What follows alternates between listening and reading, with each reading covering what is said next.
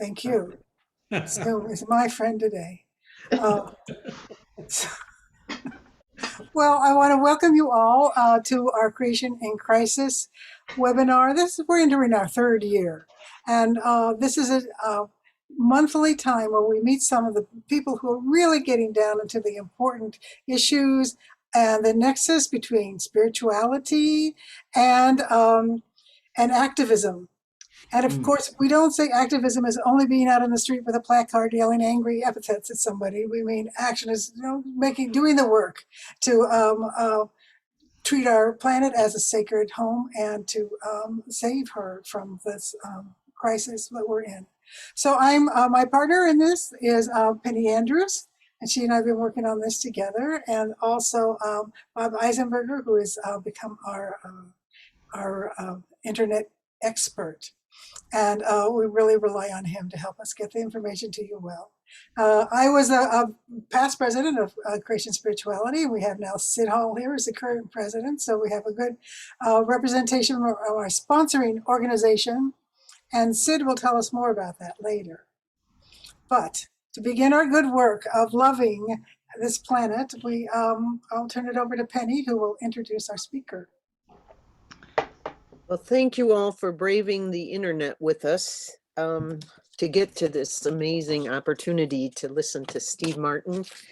Steve has taught astronomy, physics, and consciousness studies in colleges, universities, and learning centers across the US for over 25 years.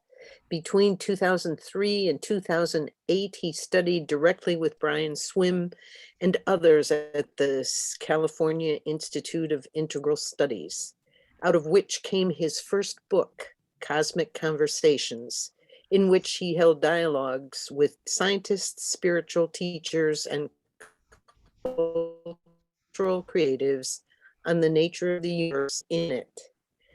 Because of limited time, Steve will be leaving us around at the top of the hour. I'd like to just turn it over to Steve and have him begin with some of his thoughts, and then hopefully there'll be time for some dialogue when he wraps his segment up. Thanks, and welcome, Steve. Oh, thanks so much, Penny, and thanks, Gail, and thanks, Bob, and all of you who made this possible for us to be here today. I'm really glad to be joining you. I find the creation spirituality perspective so resonant and so needed for what our planet needs today. I'm actually associated with a creation spirituality community called Jubilee here in Asheville, which is a wonderful community. Many of you know it, some of you do. But yeah, Matthew Fox, Brian Swim, they're all good friends. I mean, they're all kind of, working together in this perspective, but how do we love our common creation? I mean, how do we love this planet that somehow we miraculously showed up on? It's just astounding. And so for the past couple of years, I've been working with an organization called the Deep Time Network, which is about how do we take this universe story, this cosmic perspective, and bring it into our lives in real concrete on the ground waves, on the ground ways. And the Deep Time Network's been around for about 10 years. It's a global network. It's got over 1,500 participants. I think there's like 30,000 followers on Facebook.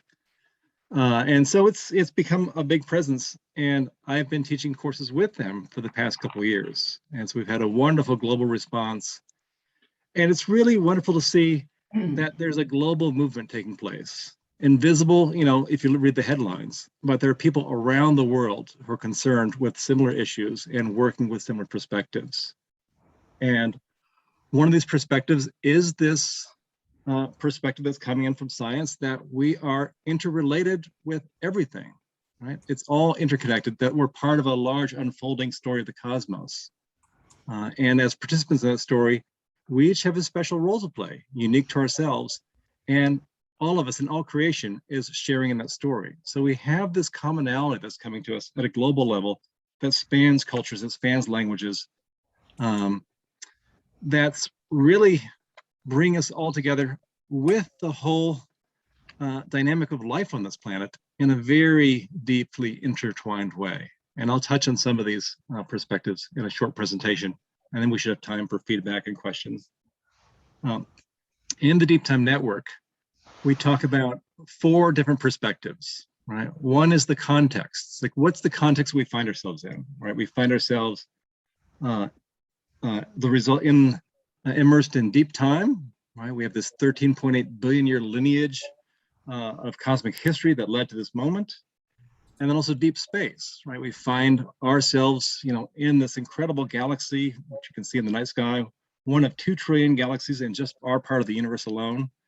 And so we have this kind of sense of belonging. There's a larger perspective to which we belong. And that context makes a difference.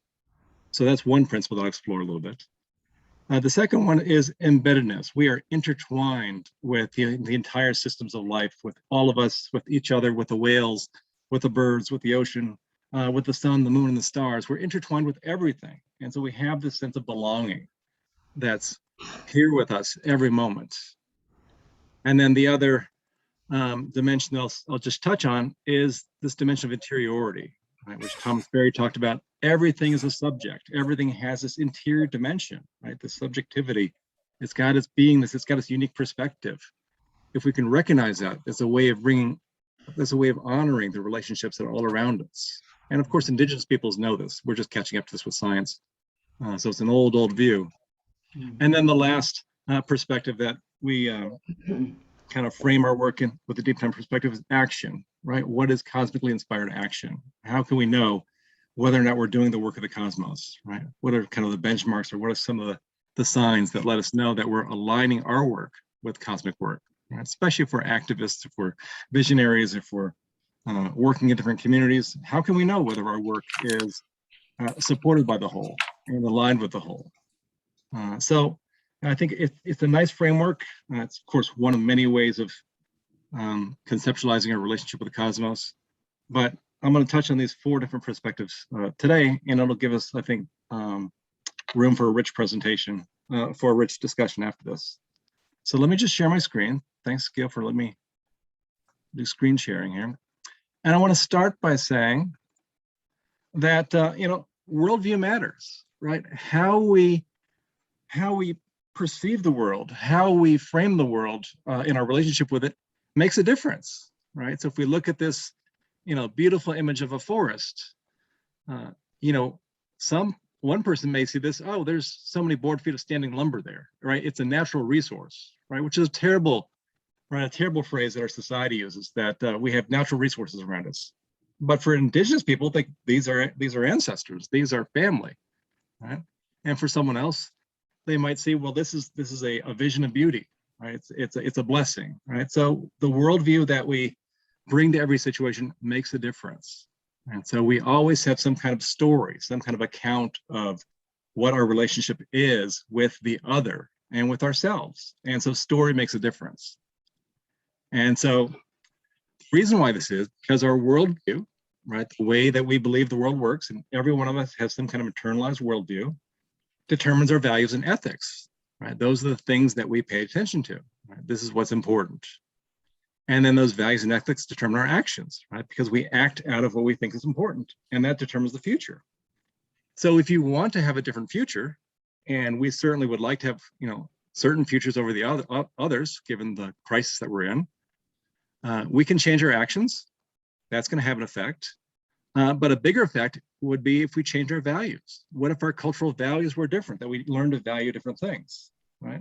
And what if we had a different worldview, right? That would determine different values and different actions.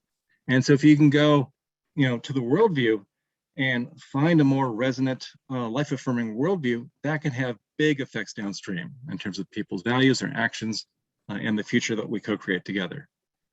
And I won't read these quotes, but here's some wisdom from, Thomas Berry and Brian Swim, who are 2 of the founders of this new cosmological view.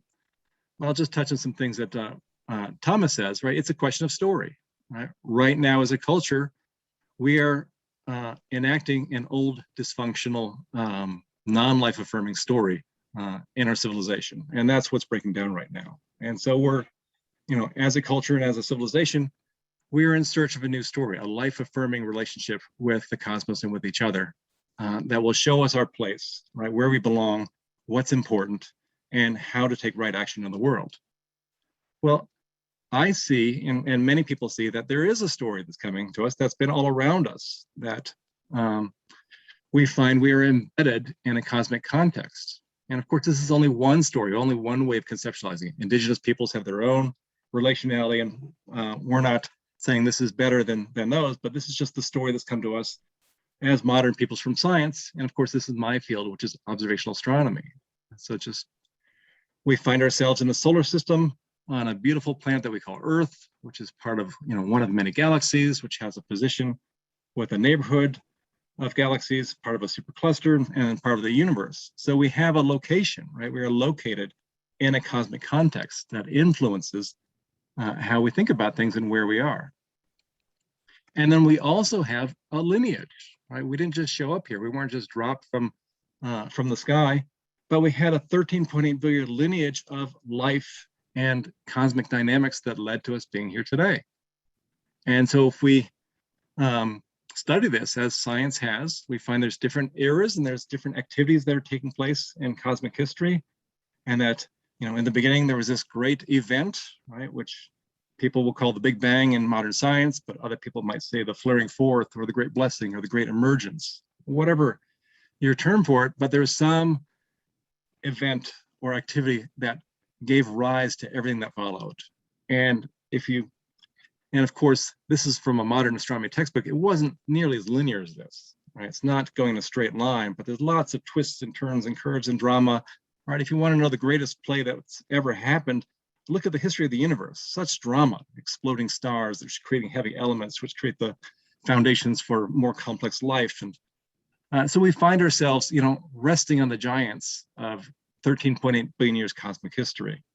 And, I love how Matthew Fox talks about this in Original Blessing, right? So we are here as a result of 13.8 billion years of blessings, right? We are blessed to be the recipient of this deep, deep lineage that's been traveling, throughout time. And now we are the latest manifestation of that in that lineage. And so I look at it from the perspective of cosmic gratitude. How can we say thank you, right? The vast of ancestors, which has led to us right now.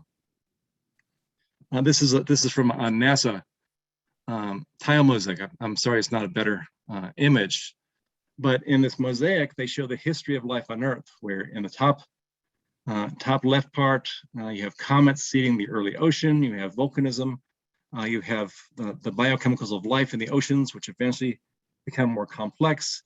And then over time, it gets even more complex. And finally, life leaves the oceans onto the land. And of course, this is because it's an astronomy context, it leads to an observatory at the top here. Astronomers think they're the peak of everything. But it also shows that we have this self-reflexive capacity, right? We are the universe come to this developmental phase where it's able to see itself and recognize itself for the first time, whether through our telescopes or whether through our eyes or other senses.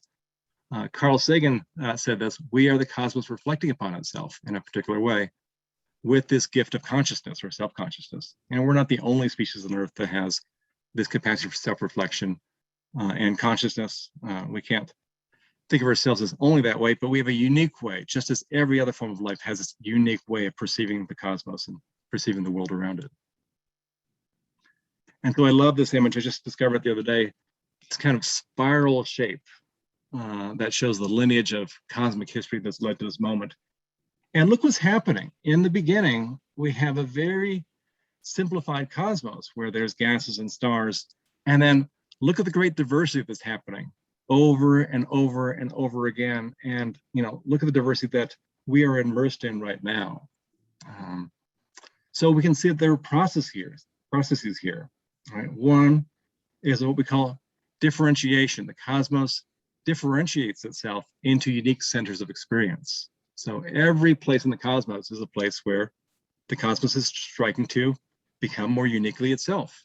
So every person, every being, every animal, every plant that you meet is a place where the cosmos is becoming more personal, more uniquely developed. So that can give us great respect for the people that we meet, the beings that we encounter, the human and non-human. Each one of them is a unique place where the cosmos has differentiated itself over 13.8 billion years of cosmic history. So these are just some little insights that we can bring into our lives and ways to think about our relationships and our relationality in a different way. And then, so that we'll just finish up context there. The context makes a difference. How we frame ourselves in relationality to the whole makes a difference. And then Thomas Berry points out that the universe is a communion of subjects, not a collection of objects, right? It's not a whole bunch of stuff out there, but it's a communion, it's a community of subjects, right? Of beings with interiority that are relating to each other. Now, Thomas Berry was a Passionist priest, and so he's used the word communion, in a very specific way here, right? So communion means to come together in community, but communion means to come together in union.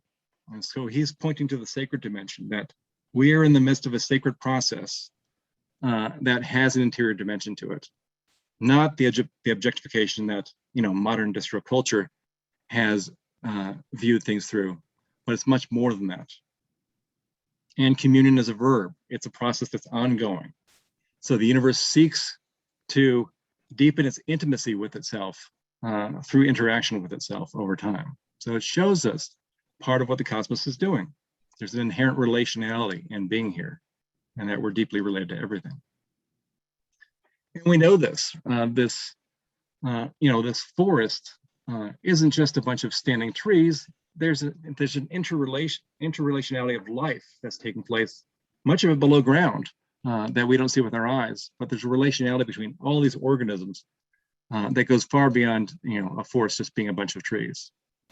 And we know this biologically. This is a map, a modern genetic map of the kingdoms of life. And you notice that all these kingdoms come back to one specific point. So in other words, in modern genetic biology, we think that all life on Earth began with a single set of cells, that there was a mitochondrial Eve that all life began from, which means that all life on Earth is intimately related. It's all family. So there's this deep relationality that we have with each other, certainly, with the trees, with whatever you're having for dinner, whatever you had for lunch, you're related, right, in a very intimate way. And so it's this embeddedness that Thomas Berry is speaking about that can really support us in recognizing that relationality is primary. Our relationships matter. In fact, our relationships matter more than the things themselves. So relationships are as real as anything else. And it also shows that we weren't dropped here, but we have a lineage of interrelationality that goes back to the stars.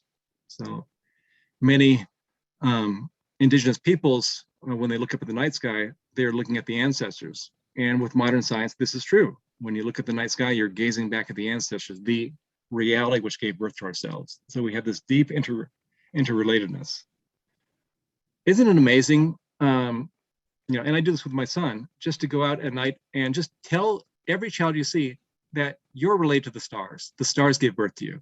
I mean, wouldn't that be amazing educationally to begin with that? It's like, we are related to the stars. What an empowering perspective that would be. In many of the African dialects, I think this is from Bantu, there's a word called Ubuntu, right? I am because we are, right? I am what I am because of what we are all together. This is what this is pointing to, this deep interrelatedness. We're not separate beings that you can kind of isolate and say, well, this is what I am. No, I am what I am because of all the relationships that I'm a part of. So indigenous peoples, of course, get this. Modern peoples, are still coming back around to this, but because of what we are all together, that makes each one of us an aspect of that. Yeah, and so we can say thank you, right, to the many relationships that we have that sustain us in every moment, right? The entire ancestral lineage of matter and energy that's led to this moment, but also the entire pageant of life that we see with our eyes in every moment, that this life is sustaining us and it's part of our relationality. And just to give you some examples, I love this because I was talking to a friend of mine who's an atmospheric chemist, and he pointed out to me that the air that we breathe is breathed by all life forms on Earth, right? So the fish in the sea, they breathe oxygen, right? The birds are breathing the same air that we're breathing. All the animals in the forest, every living being that breathes air that does respiration is breathing the same air. There's an interrelatedness with every breath. So 12 times a minute, we are affirming our embeddedness or interrelatedness with all life on Earth. And it takes about 2 years for any given packet of air to circulate the entire globe. So literally as a planet, we are all breathing together with all life, 12 times a minute. In fact, the atmosphere chemist I was talking to said that some of the elements in the atmosphere, such as argon and helium, they stay forever. And so some of the air that we're breathing right now was breathed by the dinosaurs.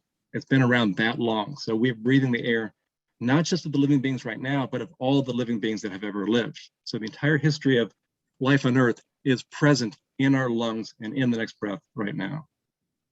What a relationality, science is pointing to. Same thing with water. Water takes about 1,000 years to circulate the globe. And so whenever you drink a drink of water, interact with it, this is water that's been around the entire planet. It's been through the oceans, it's been through all the living beings that use the water. So there's this interrelatedness with air and water, which I love because it really brings it back to our daily lives. We're all drinking water, we're all breathing every moment, and we're doing it together.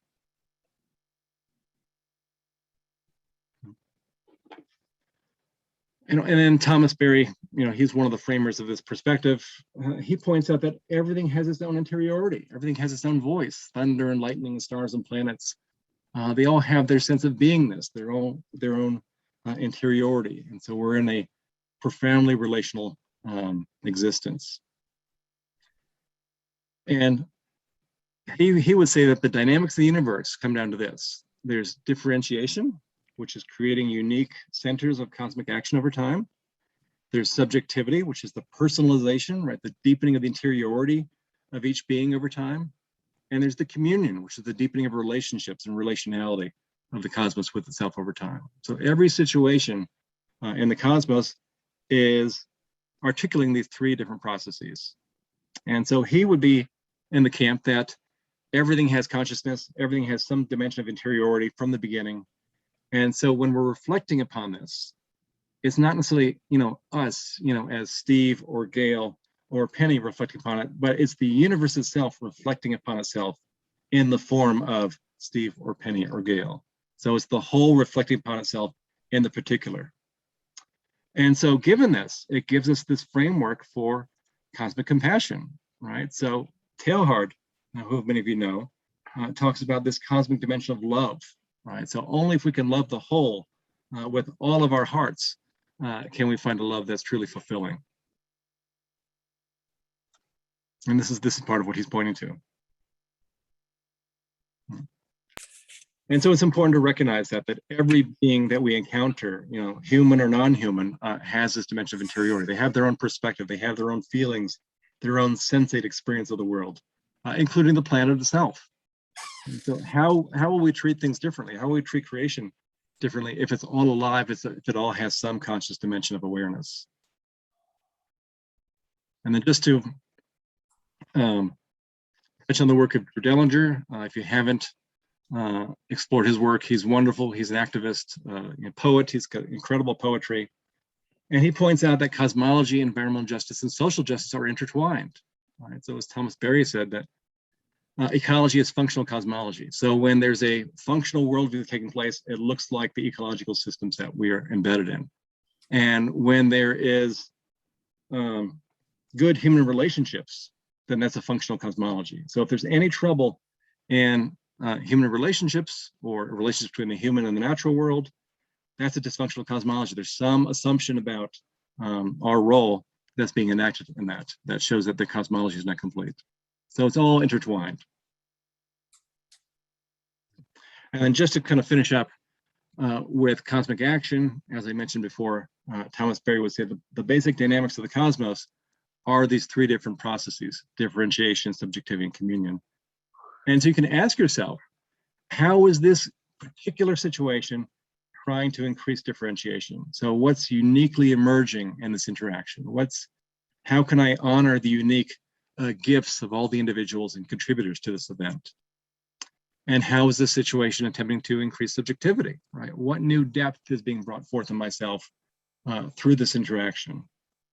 And communion, what's the gift of the relationships here, right here? What new capacity for relationality or relationship is emerging? What are the new interrelationships and connections that are forming in this?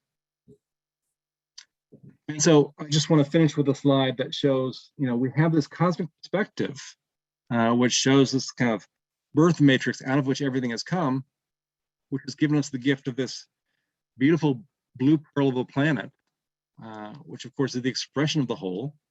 And this incredible mother of the planet has given us this diversity of life, this differentiation of life.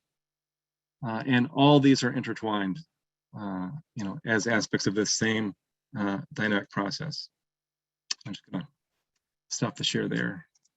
And thank you all for listening. And I think we'll have time for questions or feedback, or some time for reflection.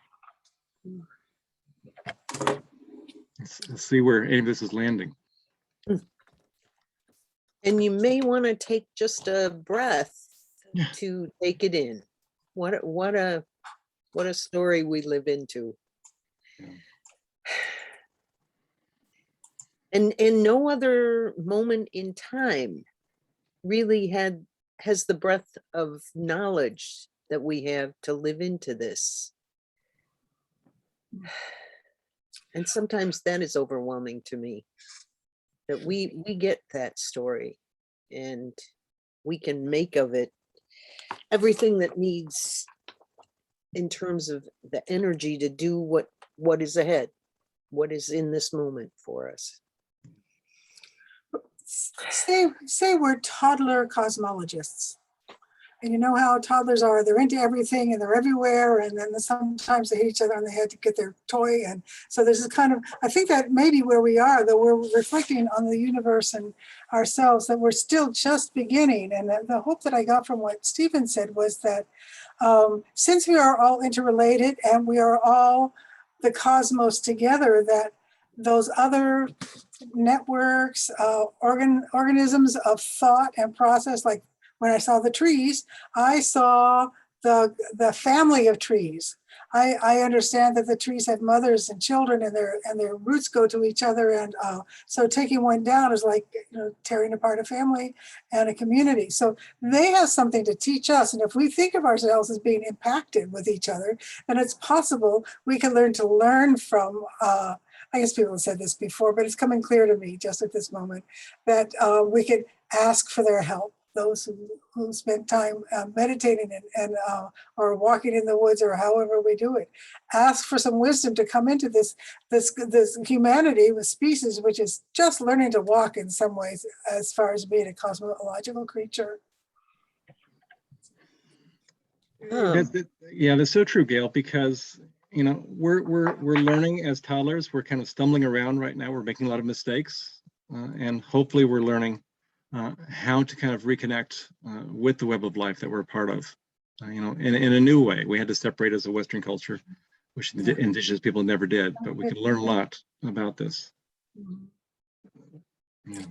I think they'll be willing to source us a bit. I think they'll be willing to, the other species and the rocks families, and I think if we let them, they can source us into being better cosmological beings. I think so. I certainly feel a great welcome from the community of life to enter into this relationality. It's there with open arms, waiting for us to kind of take the step. Oh, that's beautiful. And Richard has a question too. Yeah, hi, Stephen. I love those graphics you have. Those are actually just very beautiful. I have a couple things I wanted to ask. One is, I was just listening to a podcast, or actually it was a Zoom meeting this morning with Ken Wilber, who mentioned something rather startling. He said that 3/5 of the world is in a ethnocentric worldview. In other words, they cannot see beyond what is immediately in their sphere of influence. And related to that is a question of how do we, so if they are the ones that are putting pressure, for instance, on in a democracy to their leaders, if they cannot see beyond that, if they don't have a worldview, much less a cosmology, then there's no pressure that's being put on them because it's not part of their reality.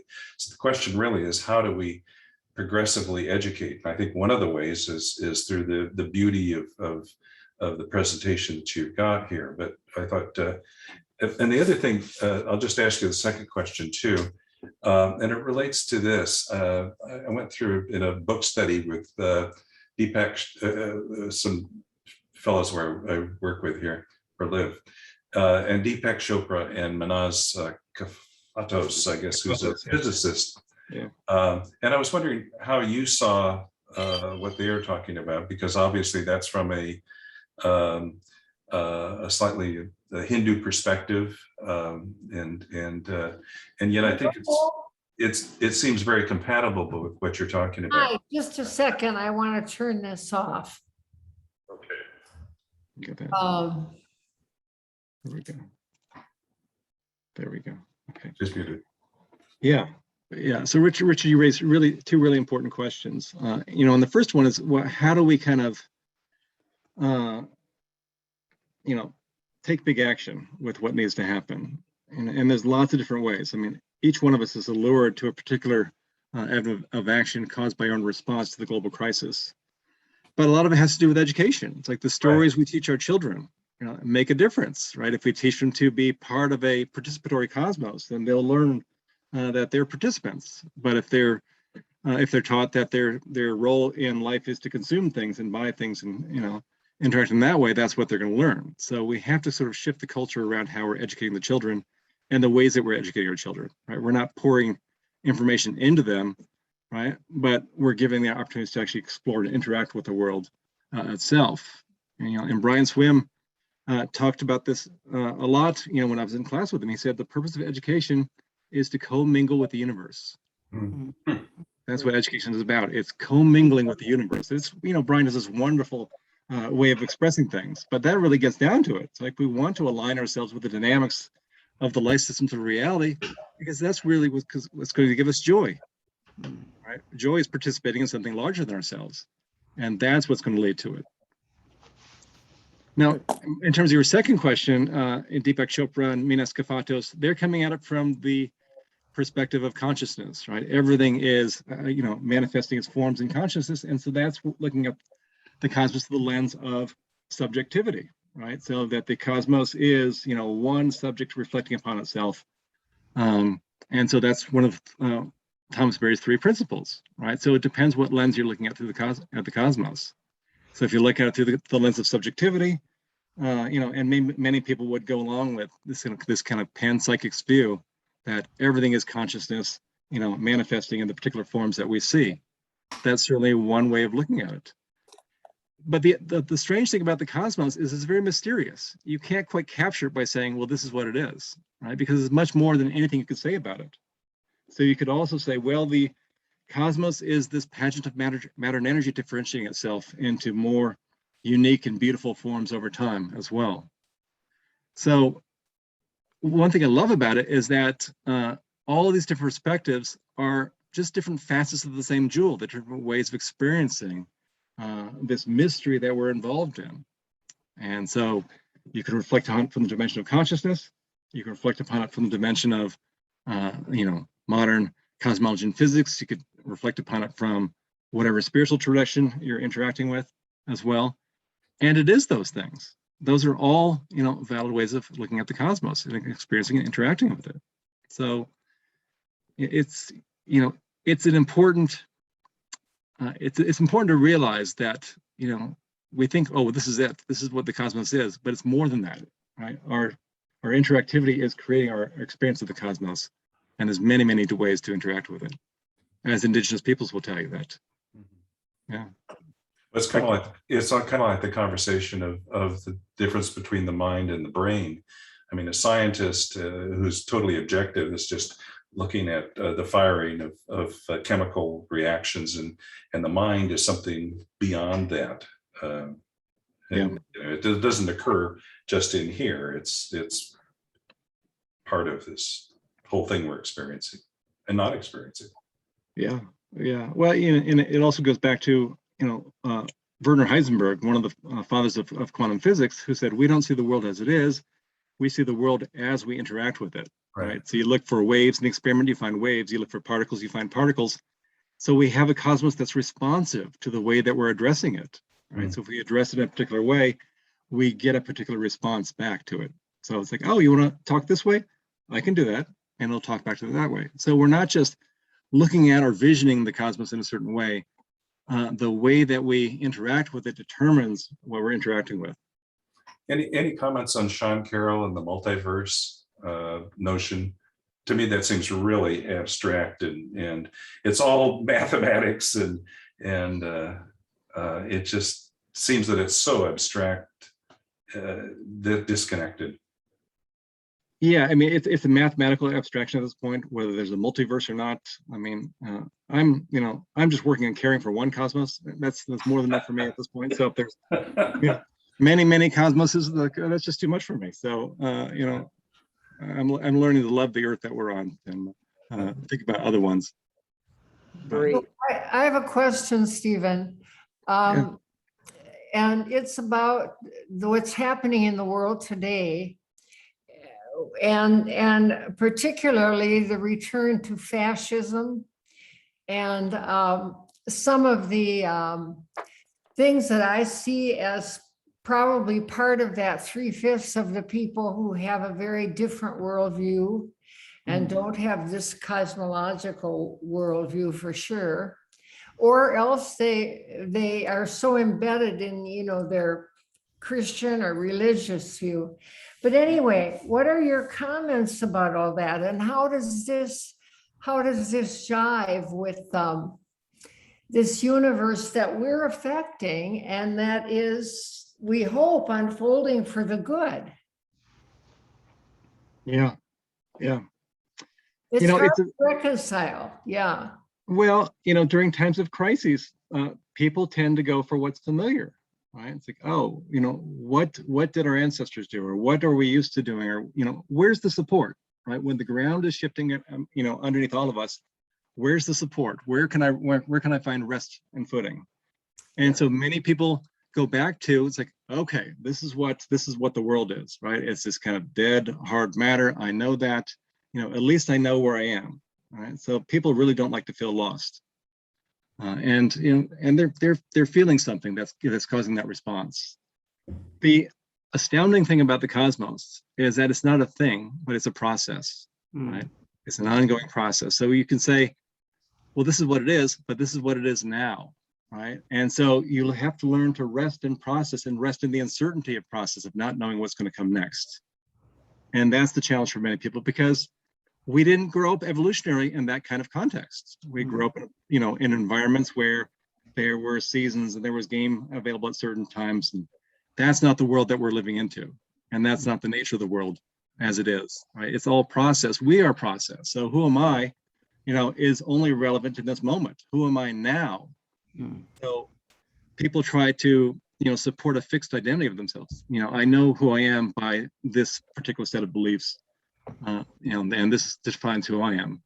But what if we're much more than that? What if we're a mystery as much as the cosmos is? It's like, it's not who am I, but who am I now, or who am I in this interaction? What's the Ubuntu here? Who am I becoming through the relationality that I'm experiencing right now? That's much more exciting to me, because it's flying by the seat of your pants and just kind of making it up as it goes along, which is what the cosmos is doing. The cosmos has no idea what's going to happen next week. No, that's right. Isn't that incredible? There's no plan for next week. It's just coming out of fresh nothing in every moment. So we're all kind of flying by the seat of our pants here, holding on to each other, right? And, on a big carnival ride. Well, my goodness, that's helpful. Thank you. It's very helpful. And isn't that exciting? Yes, it is. Yeah, and it's like so far so good. And so Yes, far so good. Yeah. So if you think about, children at a carnival, how much fun they're having just being on a ride. Can we relax and let go and enjoy the ride and see what the cosmos and the opportunities are being brought to us without having to work so hard? Wonderful. Hey, Yeah. we've had a question in the chat box from Mary Jo. Mary Jo, you want to offer your question or? And you're on mute. Yeah, I was just wondering if Stephen can see places around the globe where you see this new story emerging. And also, I put a quote into the chat, and I'd like to read it for everybody because it really gives me a lot of hope. There was a Nobel. Can you hear me okay? Yep. And Yes. I don't want to pronounce his name, but he said when a system is far from equilibrium, small islands of coherence in a sea of chaos have the capability to lift the entire system to a higher order. And I believe that in chemistry and now in the field of biology, that they are coming to this conclusion that it doesn't take a lot of people or organisms to impact the entire group of organisms. And could you speak to that, and also where you see in the world the new story emerging?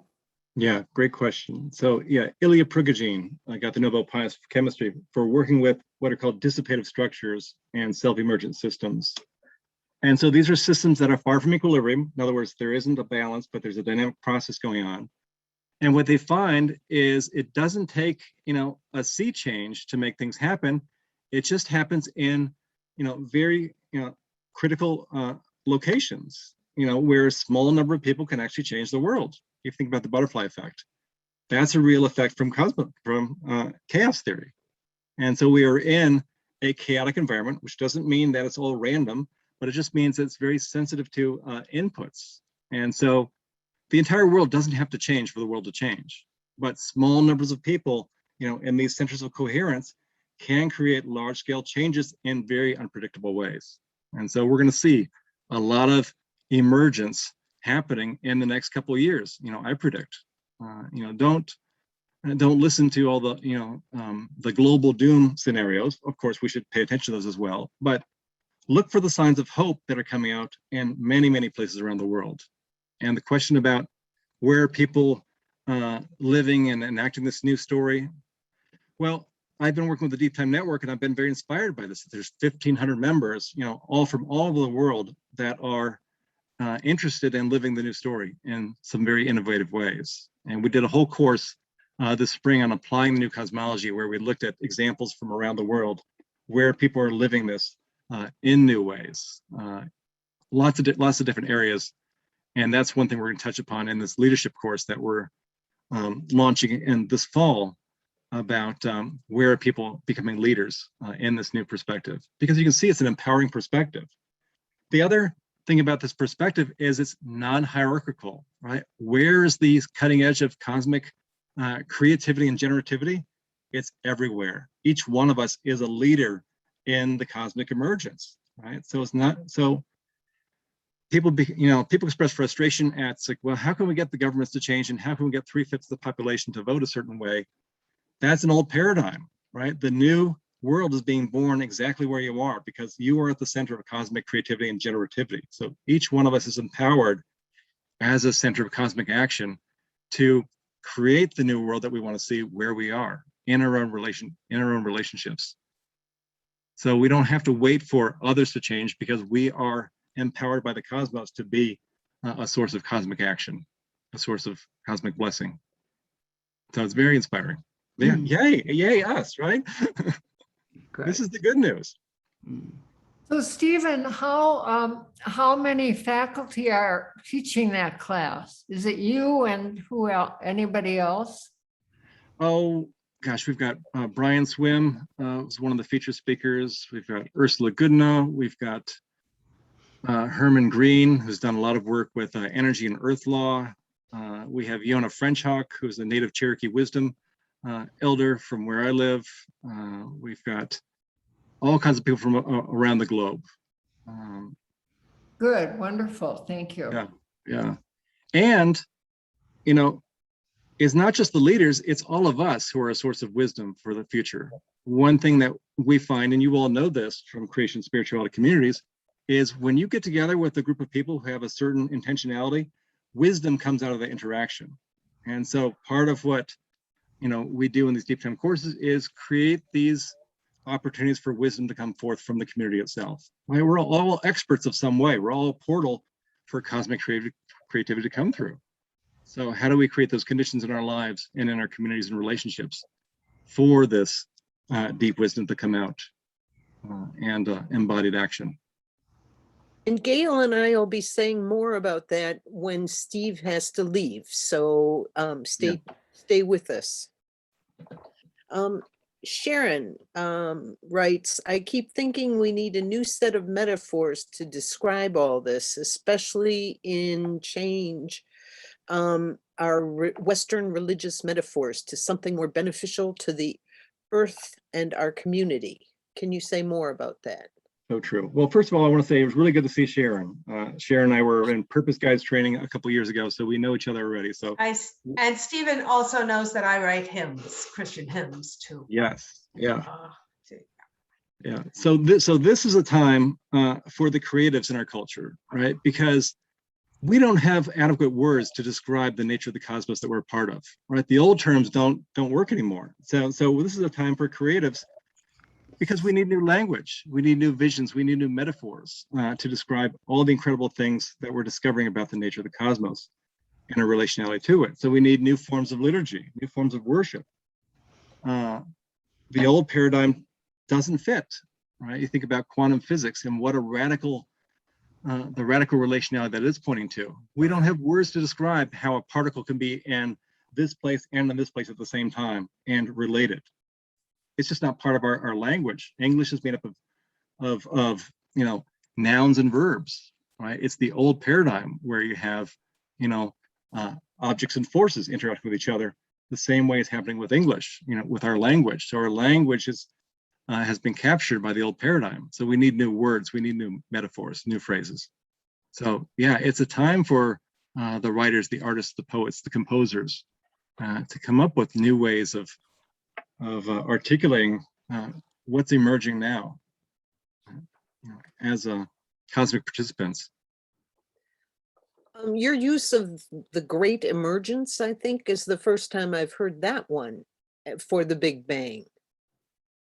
Yeah, that's an example of how we're reaching for new language. Like, how do you conceptualize that which gave birth to everything?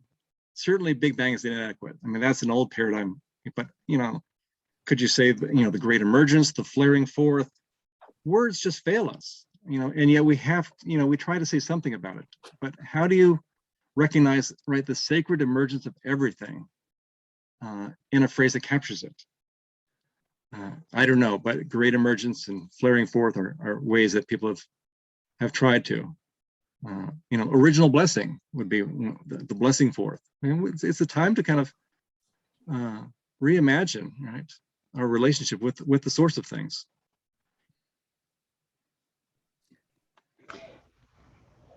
Yeah, Margie, go ahead. Yeah, just to build on the Great Emergence, I think I'm a living example, an evolutionary example of somebody who started out all those years ago in my life not knowing anything at all about the news story, not knowing anything about how the cosmos works.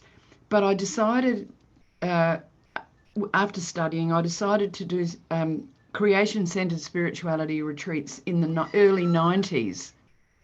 But I didn't include the universe story.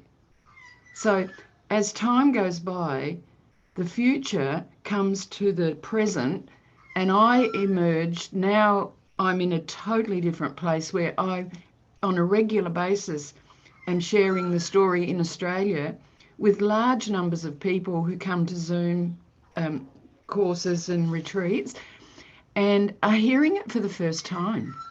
So it's exciting. Emergence. Yeah.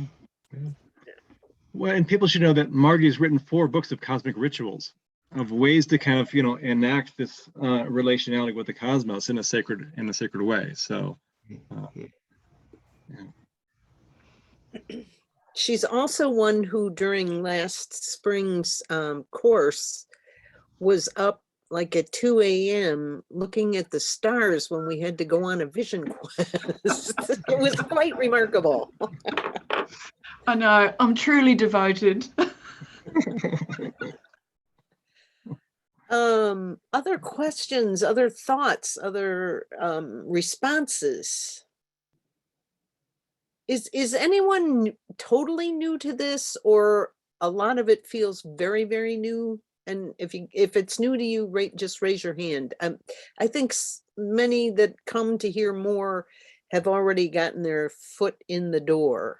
So no brand new folks, but it is remarkable. And what seems to happen with people when I share my part of the story, is there's this explosion of energy.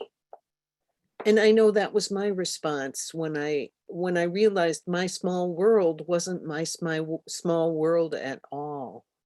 It's a big, big, big universe.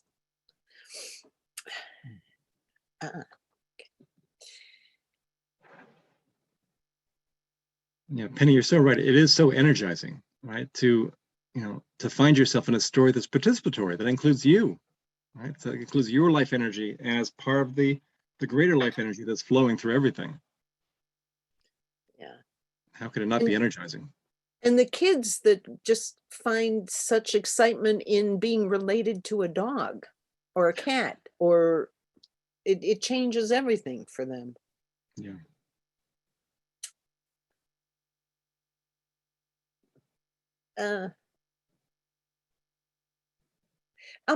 Steve, one thing I know, we know Thomas, we know Brian, but who other mentors would you reference as key teachers for you? Because something exploded in you when you were quite young, I think.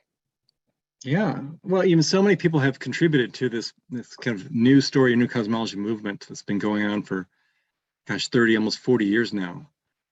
Miriam McGillis, if you're not familiar with her, she's very well known. I mean, she founded Genesis Farm, right, in Blairstown, New Jersey, which is, a working farm, or was a working farm, based on these cosmic principles. And, she's, as part of a religious order, I did a retreat with her as well.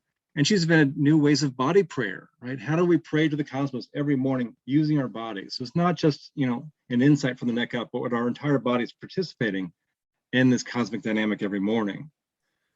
She also invented a new type of, or new ritual called the spiral walk, where participants will get together and in a sacred way, they'll walk a spiral pattern of the entire cosmic history, lighting a candle or or a luminary at each cosmic event that led to our being here today. So it's a wonderful participatory ritual that brings in the body's wisdom.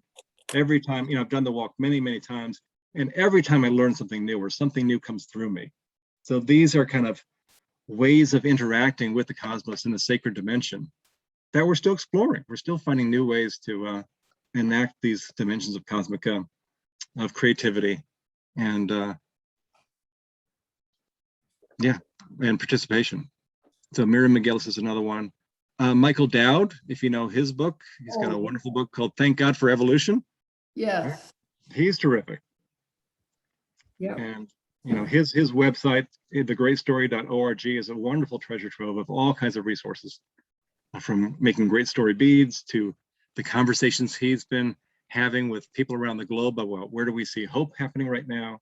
So he and his wife, Connie Barlow, are tremendous forces for positive change. Also, you probably know Dwayne Elgin's work. He's also going to be a speaker for our upcoming program as well. He has a new training program and book and documentary out called Choosing Earth. It's like, how do we choose the world that we want to live in consciously and make concrete steps in that direction? So he's very much aligned with this new story perspective. Yeah. Wow. Well, we're approaching the top of the hour, and I'm just wondering, before Steve has to leave us, if anyone has a last minute burning comment or question that would feel unfinished if we didn't get to it.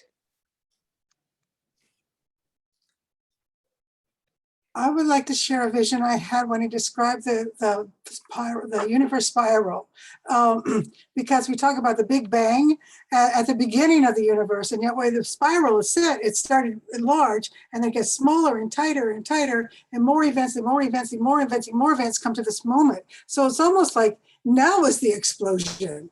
And now is the so much intensity coming together that something new is going to burst out of us.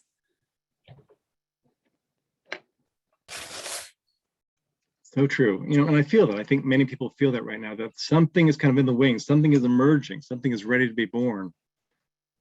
And it doesn't happen without crisis. Right? And so crisis is the birth pangs of a new world being born. How can we support each other and those who are struggling at times of crisis with a new vision and with the support that we can offer? Just one more quick question that came to mind. Adler Planetarium in Chicago has something called a walk through the universe. And what I'm wondering, and I haven't gotten to it, I hope to yet, but I've gone to other things Adler does that are related, but they don't catch the magic, and I'm wondering if any of the traditional bodies of science or organizations are catching the magic as they unfold the science, besides yourself. And yeah, it's a good question, and part of it has to do with how we train scientists, and we train scientists to think of the universe as a collection of objects, not an ongoing creative self-emergent process. And so, we're in a paradigm change with science and how we do science and how we educate and train scientists as well. I got lucky in that I had kind of, a bigger heart than what I could find in science, from the beginning. And I know many other scientists are working in the same way. Deepak Chopra and Minas Kathantos and some of the other people. We've mentioned Brian Swim. But yeah, it's a good question. It's also how we teach science. Right? Science is not just a collection of facts, but it's a way of engaging with the creative process that we call the universe. Right? It's a way of loving the mystery, is what's really at the heart of science. And so, we really need to rethink how we see science and scientists. Like, what is science? Science is sacred engagement with the whole. wow. And doesn't the magic come from the realm of spirit, from the numinous? You haven't really mentioned that very much. It isn't just science, is it? Science and spirituality are converging now. Very much so. Yeah. And for myself, I can't separate science and spirituality anymore, because for me, they're so intertwined. I mean, of course, they're two expressions of the same, mysterious movement. Yeah. It's just seen from different perspectives. Yeah. Yeah. Couple of chat comments. One is fantastic. Fungi captures the magic, and truly that is so. That's a movie that's out on streaming now. It's terrific. Yeah. And then Alan Lightman, Sid mentions, is one of his favorites. He's a great writer. Yeah. So there are some really wonderful writers and stylists who can really bring in that sense of participation in the magic. Robin Wall-Kemmerer, for her work in botany and biology. She has an indigenous background as well, so she'd bring in that sensitivity. So it's wonderful. It's a time for, creative visionaries, and people can actually articulate the story in an engaging way that people can step into it. So yeah, Alan Lightman is great as well. Well, we are so grateful you were able to make time for this, and we will continue to speak about the leadership program after you leave us. But thank you so much for being with us today. A question about your slides. Can you make those available?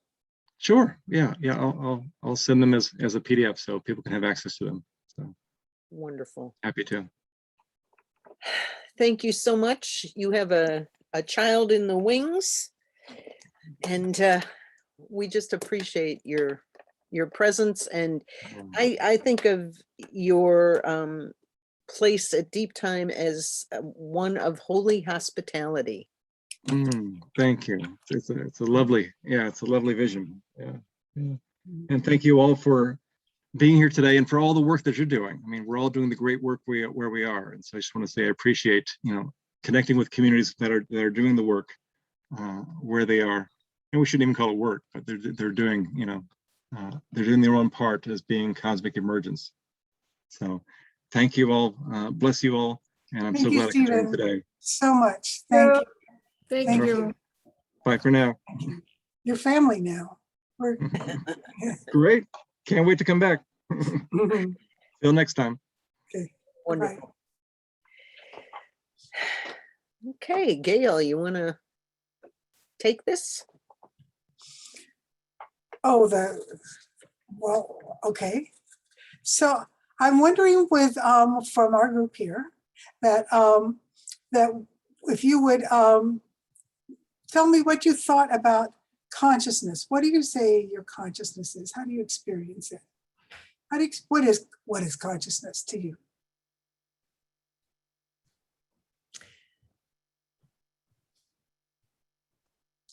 I think of two words, Okay.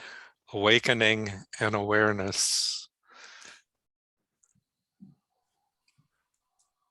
As a process, like Steve was talking about, it's a process. That's right. Yeah, That's right. awakening, not being awake. That's right. But awakening. Yeah. Awakening and aware. And I have those two words as well as alertness. There's messages every day. And I like the idea that instead of, my consciousness, it's our consciousness, meaning the whole cosmos, and interacting together as each of us as an expression of the whole consciousness. That really resonated with what Stephen said today. I think it's so easy to think of consciousness as dream work and reflection and my own being awake.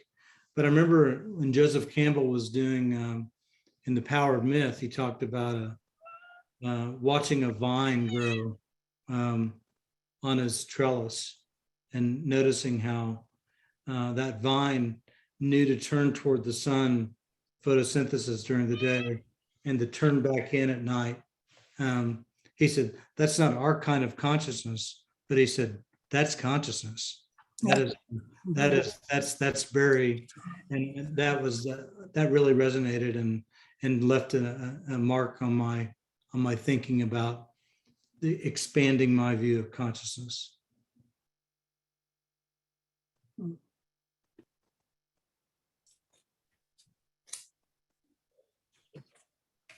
I'm hearing that word conscience, consciousness, which is conscience, right? With science. So if we think of science as the holy unfolding that Stephen was talking about, that means we are with the holy unfolding that science names for us, reveals for us, presents to us. That's an insight I had listening to you, Sid. There's some others that want to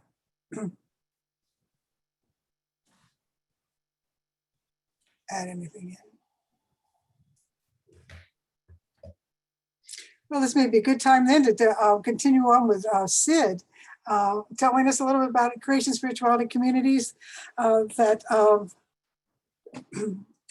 sponsors this and many, as he will tell you, many other organizations. And we are really a sister to Deep Time. It's seemed to hear all our people come out of different points of what Deep Time is doing, including Drew Dellinger, of course, because Drew Dellinger was first a rap artist in his youth for Cosmic Masses early on. So it's nice to see. Penny and I have enjoyed it. Well, we're astounded with his presentation there for the Deep Time, and we hope he's coming here soon. We're on the trail of Drew Dellinger to have him come back. So, but Sid is the president of Creation Spirituality Communities, and that's been holding together the people who, I guess, have been opening their consciousness to the sacredness of Earth, to the multiplicity, to the all the and have Brian swim in our bones, as well as Desjardins and also Barry, Thomas Barry, Brian Swim. So, Sid, thank you for coming today.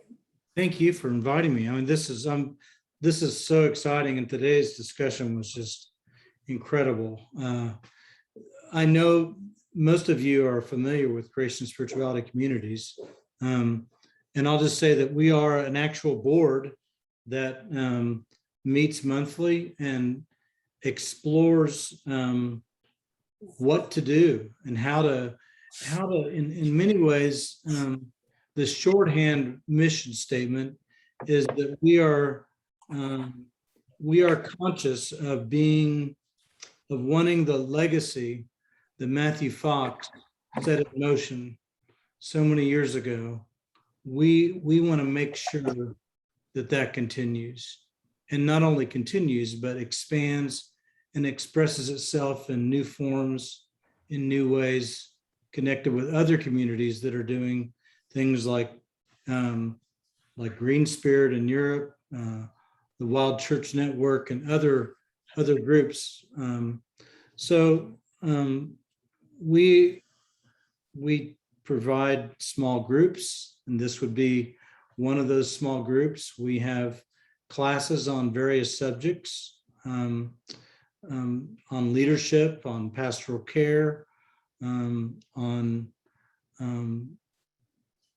various aspects of creation spirituality, exploring the four paths, you name it. And so those, and Mel and anyone else who wants to jump in to get specific about some of those, please feel free to do that. Mel's participated in a number of these classes that we've started offering.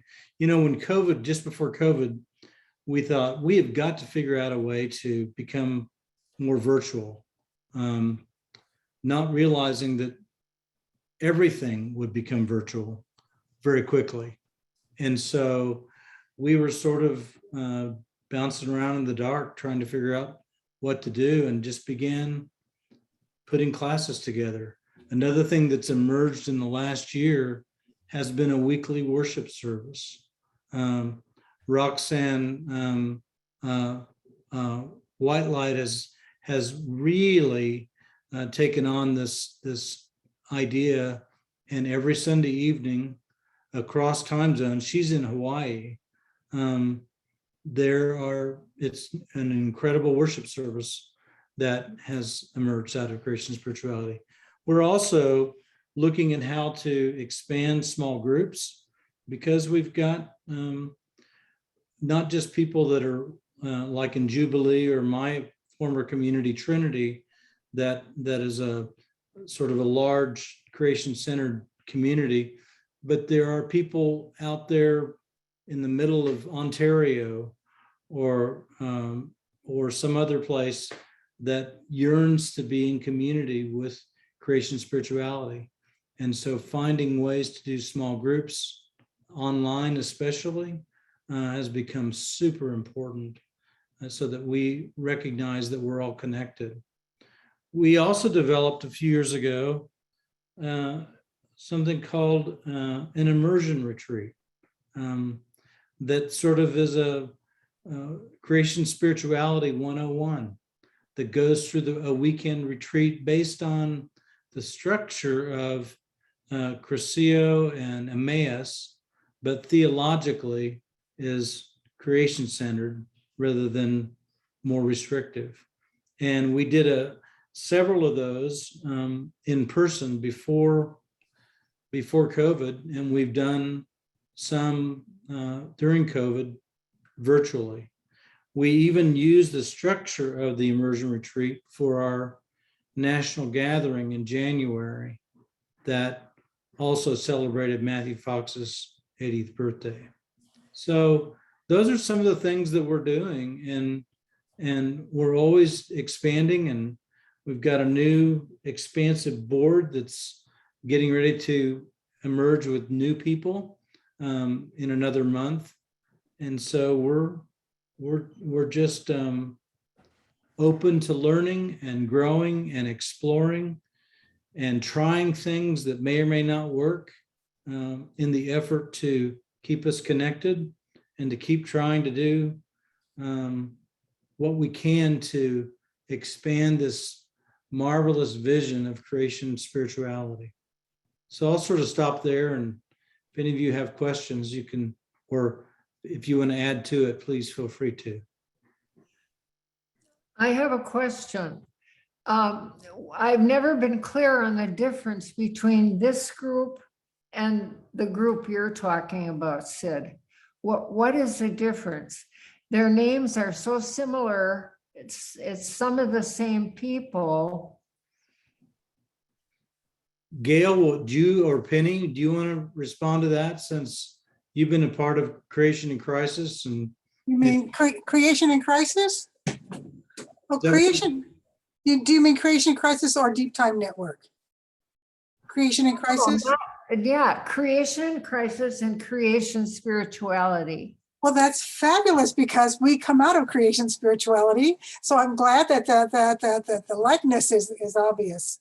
That in creation spirituality has, since it starts with, as he talked about today, with your concept of the universe, the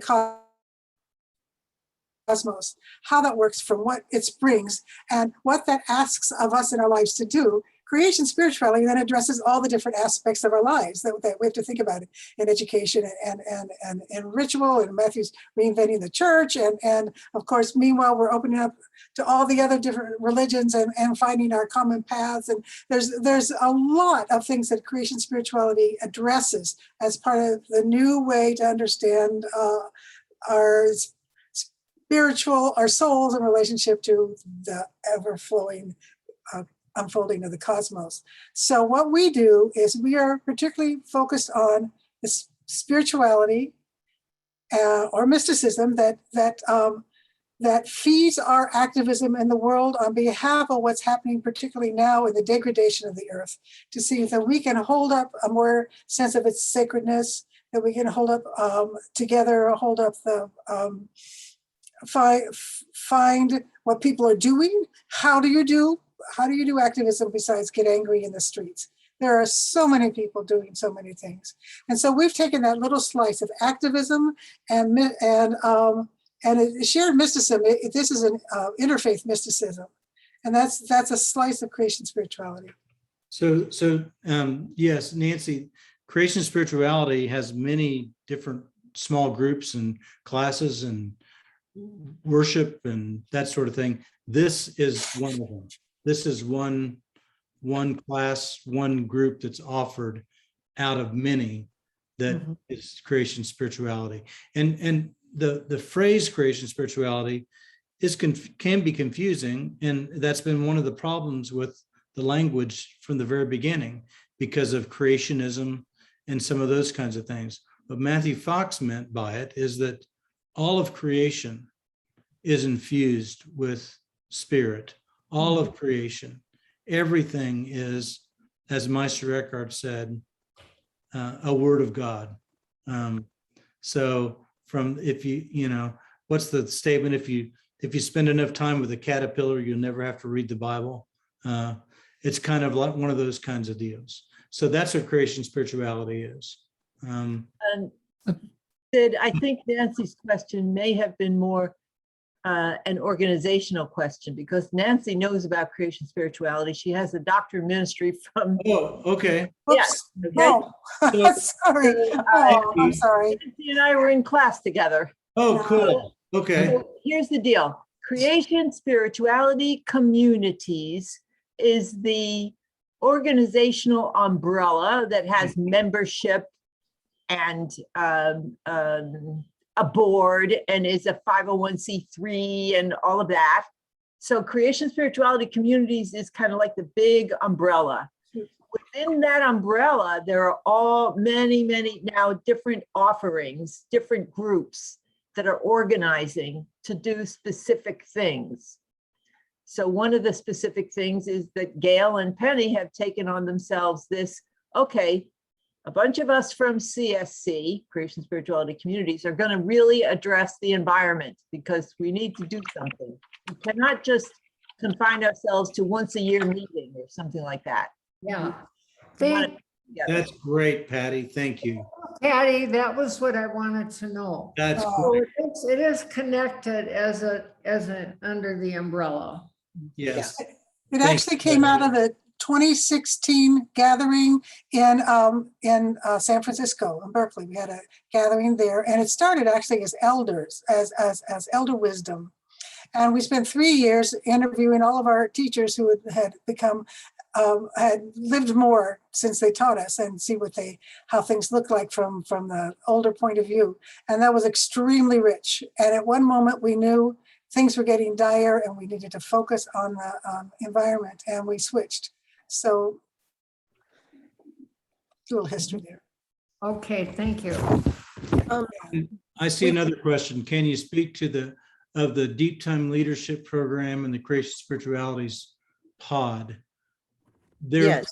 Yes. They're two different things, but they're bumping into each other. They're wrapped into each other. Go ahead, Gail. Yeah, so what we're doing, if we can, but let's see, Mary, can I hold that a second and see what Mary O'Connell wanted to ask first, and then, Okay. and then we'll do the, Bob will put that up on the screen. Well, I wanted to clarify, I heard that this group was interfaith and not one particular faith. I find that extremely important. I find inclusiveness, especially when we're talking about the cosmos, is all faith. It doesn't even mean a faith. It could be people who are people, and religion is just not, it could be part of who they bring, what they bring to it. But I wouldn't want a group that's just exclusively one faith. No. So I just want to clarify that. Is this open to all people? Yes, and in fact, one of the things that we've talked about in creation spirituality communities over the last year or so is how, because Matthew Fox was a Catholic priest, the Dominican order, the early work that he did, the early writing came out of Christianity, even language like the cosmic Christ, etc. There's a tendency to think of creation spirituality in terms of Christianity only, and yet it's not.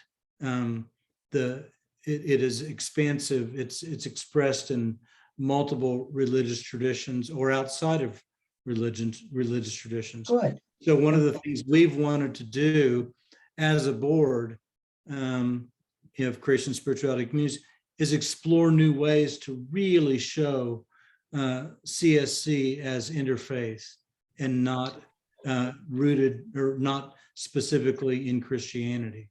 Is that helpful? Oh, very much, because I have grandchildren and they have no faith at all. And because they believe institutional churches, it's not even real, which I probably agree. So I think to include young people, we have to open it up to that they are the co-creators. They are part of the creation that will build this future. And so that's why I would like to tell them about this, but not if it was just going to be a religious per se group. Is if you think about the evolution of what we've gone through 60 years ago, Vatican II, all that was going, and Matthew Fox was brilliant and sent to study with Chenu and other further brilliant people. Then he comes back from Paris actually and says, what are we doing here? What is this? And he begins to look at the church. So there's this time like you take a can opener, right? And you open up the can and say, whoa, this is suffocating. Let's open up and see. And so at that point, say maybe 40 years ago, we were busy looking to see what there was to see. Oh, look, there's Native Americans. Oh, look, there's Shinto. Oh, look, what are the Jews doing? All this. And then, but it turns out other religions were coming out of their litter boxes too. And then suddenly we were in a circle looking at each other and saying, wow. And evolutionary, we are at the point now where we are talking about being one, but being different seems to be very much held by many and all the many, I can't say for everyone, but many different traditions. So very good news. Yeah, good. So let me tell you, One River, Many Wells. Yes. Yeah, oh yeah, One oh, River, what a Many book. Wells. Oh yeah. So- That goes through 18 traditions for each main subjects: joy, peace, sexuality, whatever, morality, all these different traditions. And One River, Many Wells, if you ever wanted to have just one book to share, that's the one I would pick. It's a really good book, and Matthew drew from the phrase from Meister Eckhart that God is a great underground river that no one can dam up and no one can stop. And Matt has talked about how the fundamentalists and traditionalists in each tradition tends to think of their own well as the thing. Yes. And looks at the people who are standing around the other wells as somehow heretics or at least partially wrong. But the mystics and prophets, the creation-centered mystic and prophets, stand at their own well often, but they hear the rumbling of the underground river and know that their well is only one source of that river. And so they look out at those other wells and they celebrate them.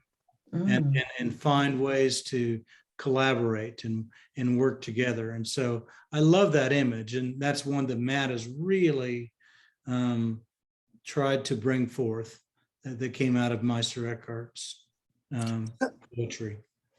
So that I promised some that we would move to this course that we're doing. We're taking part of it with Deep Time. And that is these fabulous we just should have sit on next. These kind of conversations are what creation spirituality can bring to that, to the Deep Time network, which is now in a time of really growing. But one reason is that creation spirituality is very specific. It talks about things, and it talks about which foot to put where. And it's very much about our daily lives, and it brings openness to spirituality that some people don't even know exists. So what we have proposed, Penny has proposed, is that we have an opportunity to create a creation spirituality presence and partnership with the Deep Time Network, where Stephan Martin is teaching. And Penny and I have already taken courses with them, and we thought it was fantastic. It was this reinvention of education. It was a different way, as Steve talked about, not having the top down, but the kind of learning together style was very much present and very much intentional in the way they were teaching their courses. They had new information, but also new thoughts, but they also had people from around the world. And there are people from around the world that know creation spirituality too. But we thought we might put together a way to bring creation spirituality in as part of the conversation, and knowing, like today, the conversation could go the other way as well. And also it helps if we get 4 people, we don't have to pay as much. So we're kind of interested in that as well. So Penny, yeah. 5, sorry, 5. We have 4. We have 4. And we're teetering at 4. What that means is, and it's a new aspect they're integrating, is that we have 5, if we have 5 folks, 4 or 5, we will be able to create a creation spirituality pod. And we will have our own time to connect and interact. And if you know Yona Frenchhawk, he is planning to be one of us because he is ordained in the creation spirituality tradition through his work with Jubilee. So we have our 4, and the price break makes it very affordable if we could get our 5th person. And so the lineup and the way the structure is, the first 3 months is coming to the information about the universe story. Obviously Brian Swim will be part of that one. Then the second one is living into it, the second 3 months. And then the third 3 months is taking it out into the world? What actions are you part of, and how could the universe story and this leadership experience inform what you're doing now? Hey, excuse me, but I have to leave in about 2 minutes. My concern is the cost. I would love to do this. I don't know if I can afford it. What is the cost again? If we have a group of 5 of us, I think we hit like is it $60 or something a month? It's $684 for the whole thing, but over 9 months, it's $684 divided by 9, which I'm not on my left brain right now, but so it would be paid by the month. It would allow us to do that. I think. So we'd be talking about if you have 5 or 6 or however many in the pod, you would divide up the cost of that 65 or whatever per month? No, each of us would be responsible for that much. Oh. But it starts at like $1,500 for the 9-month experience. But this pod is such a clever way to get people communicating and cross-fertilizing. And so in response to that, they will help us make it really affordable. I'm not sure I would want to be in the pod, but I because of all the, that I'm doing, but I would like to take the class. So you're saying that it's 684 divided by 9 for me. Yeah. $684, period.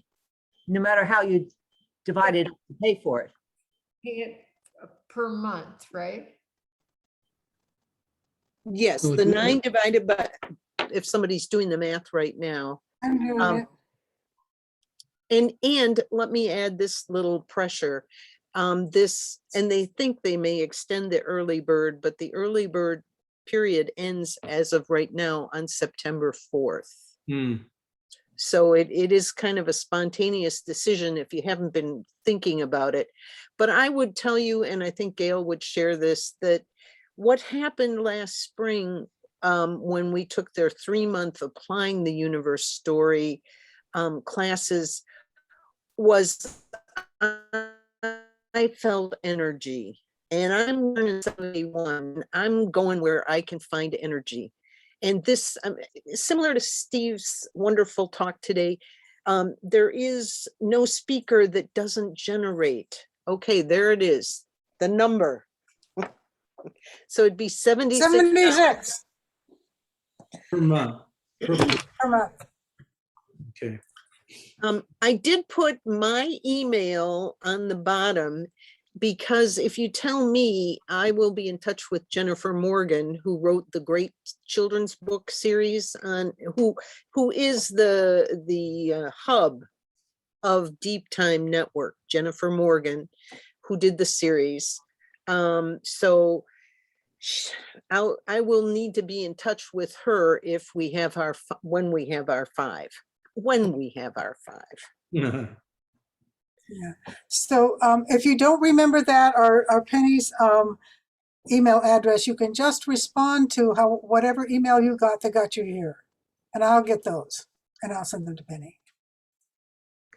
Yeah, and I don't know if you heard Steve, but 9 people have signed up from China, and there's 10 from the Philippines.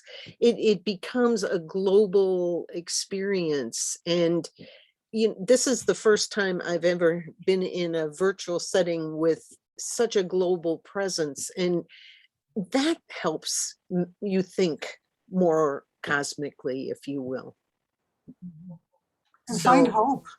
My gosh, the hope of seeing there's this web already going all around the world. There's already a web of people working on this, holding this new cosmology in their mind and hearts. Marianne, did you want to say something? And you're on mute if you did. Yeah, but am I echoing when I speak? No. Oh, how nice. Okay. Yeah, I've expressed an interest to Gail. We had a wonderful conversation. So who's going to let us know, those of us who are ready to sign up. And what is the next step? Are we waiting to reach that threshold number, or what? No. The next, okay, now you might want to mute. Okay. The next step is for me to send off to Jennifer the list of our pod. And that pod is a loose thing, by the way. You know, you take part as much as you want into this experience. And you have 2 days of the week you can experience the content. And there were times it was so rich, I did do the same content twice and got 2 different things out of it. So if you know you want to join us, we now have Gail, myself, Carol Kilby, and Yona as 4. And if you're ready to be the 5th one, you just tell me now and your name will go into the pool. And then she'll send us a coupon number and we'll put that in with our Yes. No, Good. Good. Because we need to act on this like tomorrow. Tomorrow or the next day. Okay, so somebody will send a coupon number? Yes. Thank you. Great. Yay. Wonderful. Cool. We shall be named and present. Yeah. So, good. All right. Well, we've run over. We can stay on if there are any last minute questions, but boy, we covered the waterfront today, didn't we? Yeah, it was rich. It was very rich. Thank you, Sid, for coming and, as you always do, initiating fabulous conversations. Thanks for having me. What an amazing group of people. Yeah, always. Yeah. And this you may not have known that half of the people here are deep time people. Sorry, Penny, go ahead. Oh, this will go on YouTube for in the next couple of days. So if you want to share this with anyone, I mean, Steve's talk was just a great introduction, just phenomenal. All right. And so Gail, Steve said he was going to send. I'm sorry about that. Steve said he was going to send his presentation, I presume, to you, Gail. Are you going to send it out then, or how will I get started? Yeah, I'm going to, if he sends it to me, I'll call you up and we'll figure out how we're going to do it. Okay. I don't know. I had so much trouble with Zoom over the last few days. I'm just going to have to see how I can do that. But first thing I need to make sure I write down everybody's name who is here. And yeah, I didn't do that. Sorry. So. And then I'll get it to you. I promise I will. If I have to send it to each one individually, you'll get it. Okay. Marianne, can you send me your email in the chat box, please?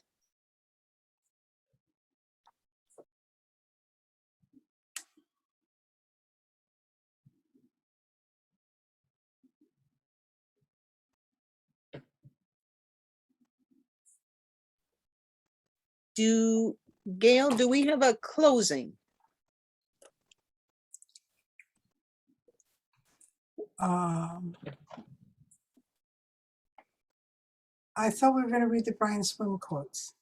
Oh, well, certainly I can read 1 or 2 since we've gone so long. Yes, we will. Yeah.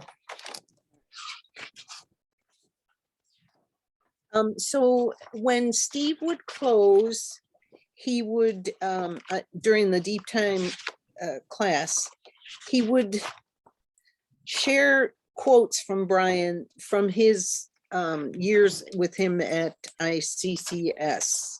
And if you've experienced Brian, you know what a poet, science poet he is. And okay, here we go. We are in the midst of a community of life that had the imagination to give birth to you. We want to enter into a process of transformation where we become a place where cosmological power unfolds in conscious self-awareness. We are a species in which this is possible, a species that can reinvent itself without changing its anatomy because of self-consciousness. Conscious self-awareness allows us to realize that the entire universe was involved in the construction of the moment. Thinking of yourself as less than the universe is inadequate and leads to a limited self-concept and shirking responsibility. And lastly, the universe is seeking a home for its magnificence in you.